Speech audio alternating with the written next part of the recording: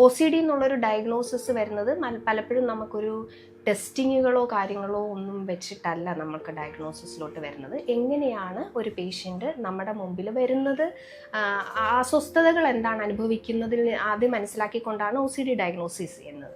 OCD എന്ന് പറയുന്ന ഒരു ഡിസോർഡറിൽ അത് ഒന്നെങ്കിൽ റിപ്പീറ്റഡ് ആയിട്ടുള്ള ചിന്തകളാവാം, ഒരു ഇമേജസ് ആവാം, അല്ലെങ്കിൽ ഈ പറഞ്ഞതുപോലെ ഏർജസോ ഇമ്പൾസസോ ആകാം. അതിനെ നമുക്ക് കൺട്രോൾ ചെയ്യാൻ പറ്റുന്നില്ല. അത് നമ്മളിൽ അസ്വസ്ഥതയുണ്ടാക്കുന്നു. ഒന്നെങ്കിൽ അത് ആ അസ്വസ്ഥതയെ അല്ലെങ്കിൽ ആ ഒരു ആങ്സൈറ്റീനെ റിലീവ് ചെയ്യാനായിട്ട് നമ്മൾ എന്തെങ്കിലും ബിഹേവിയറിലോട്ട് പോകുന്നു. അതായത് നമ്മളുടെ സ്വാഭാവികമായിട്ടുള്ള നമ്മുടെ പ്രവർത്തനത്തെ ബാധിക്കുമ്പോഴാണ് ഇത് നമ്മളൊരു ഡിസോർഡറായിട്ട് കണക്കാക്കുന്നത്. ഇപ്പോൾ പഠിക്കുന്ന ഒരു കുട്ടിയാണെങ്കിൽ ആ കുട്ടിക്ക് പഠിത്തത്തിൽ കോൺസെൻട്രേറ്റ് ചെയ്യാൻ പറ്റുന്നില്ല. ജോലി ചെയ്യുന്ന ഒരു വ്യക്തിയാണെന്നുണ്ടെങ്കിൽ ആളുടെ ജോലിയിൽ ഈ ചിന്തകൾ കാരണം കോൺസെൻട്രേറ്റ് ചെയ്യാൻ പറ്റുന്നില്ല. അവർക്കൊരു റിലാക്സ് ചെയ്യാനോ അവർക്ക് സ്വസ്ഥമായിട്ടിരിക്കാനോ പറ്റാത്ത വിധം ഇത് അവരെ ബുദ്ധിമുട്ടിക്കുന്നുണ്ടാകും.